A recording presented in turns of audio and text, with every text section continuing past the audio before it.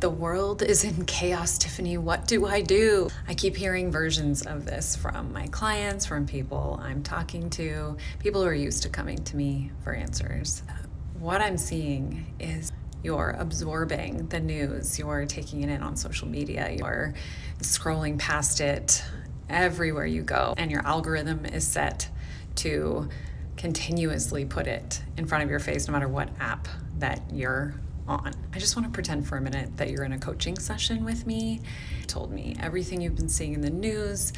You told me about all the stories, how it's making you feel, and then you just sit there slumped in exhaustion. You're scared, you're overwhelmed, and worst of all, you're feeling like there's nothing that you can do that would actually make any kind of measurable difference.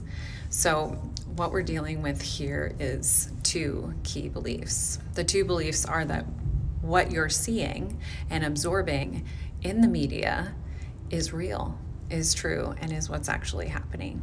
The second belief is that you're powerless to help. So let's talk about that first belief. We're designed to believe what we see, and especially if we see it and hear it.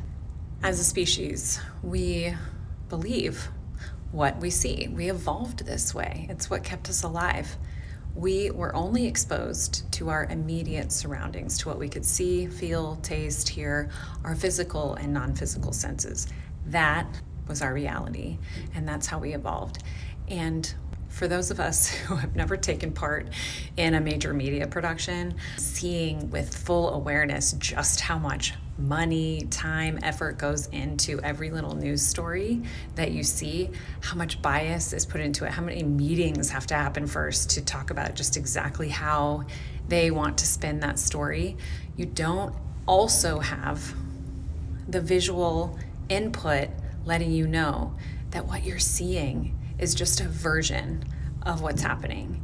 And every little bit of it, the emotionality, everything, it's created for you. And it's created in such a way to make you feel really big emotions. Because what does that do? That puts you into fight or flight. And what does fight or flight do? It causes your focus to narrow in on one little point.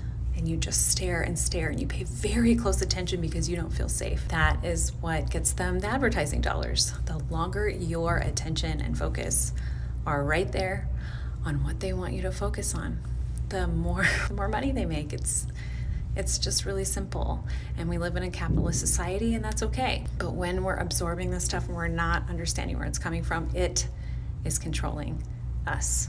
So I actually do also have a bias. I have a motivation here. And that bias is that I want to help you see the news, media, and social media posts every day. I want you to understand that this is not your reality. I want you to look up from this screen right now, preferably. Pause this video.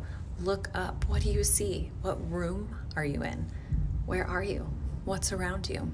Now, tune into your body. What do you feel? What do you see? If you closed your eyes right now, what sensations would help you know that you still have a body even though you can't see it? Can you feel your heart beating? Maybe you can feel your hand existing.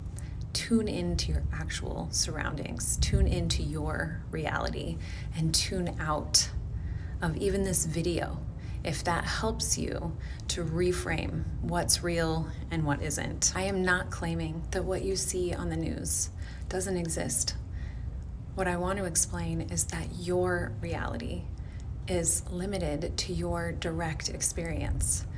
Everything else comes in and seems to be happening to you, but the only thing happening to you is that awful thing that you're watching on the screen or reading. It is still happening to other people though, right? Maybe in a certain way, but not in the way you're experiencing it. So let me explain. What do I mean? It's happening, but it's not happening.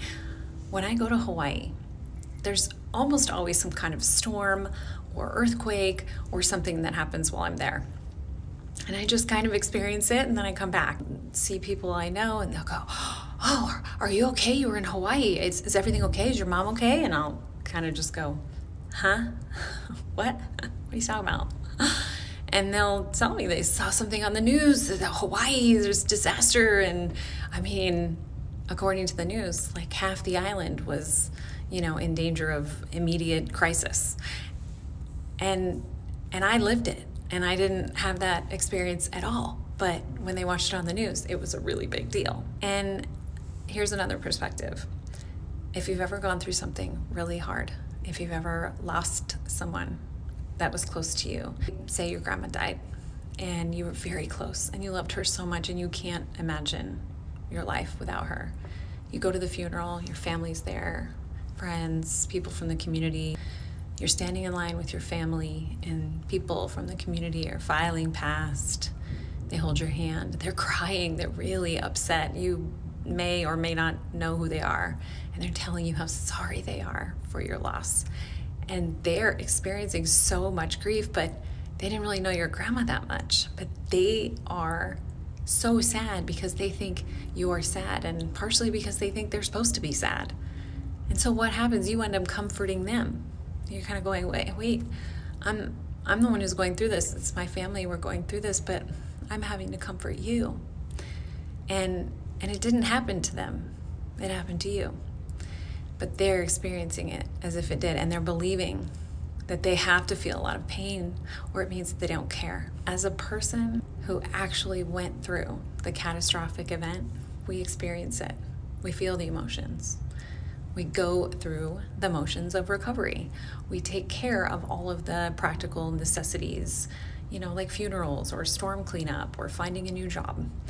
We are resilient, and we become more resilient with every challenge that we experience. But if for some reason we suddenly realize there were millions of people watching us on the news go through this, they're grieving for us, they're scared, they're horrified, they're sad, they're lying awake at night, terrified, believing that what they just watched, what you just went through, means that the world is a scary, unsafe place to live, right? You'd kind of be horrified if you knew that. You're like, wait a minute, this is my story. This happened to me, and you're fine. I'm going to be fine too. It's okay, right? The only people who benefit from millions of people experiencing calamity as if it happened to them are the companies and institutions who profit from your undivided attention. So now that we got that covered, on to belief number 2, there's nothing you can do about it, right? Wrong. I love you. I do. But there is always something that you can do. I promise you this. If you turn off the news, unsubscribe from the newsletters, the blogs, the podcasts, and unfollow every single person posting fear-based content, and focus instead on becoming the change you want to see in the world, you will make a difference in the world. If you want freedom for everyone, practice being free yourself. If you want more safety, create it for yourself. Be that safety for yourself and for others. Open your eyes to the world around you. Feel your body where it exists in space. Release the belief that watching the news is how you show how much you care about the world.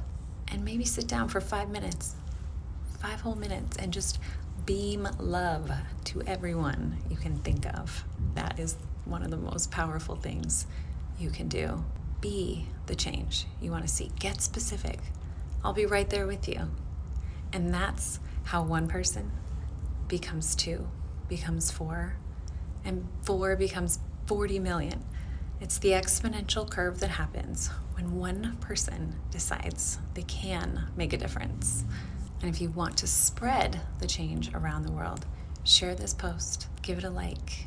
And if you'd like some support on your journey to becoming the change, click the link in my bio and book a clarity coaching session with me.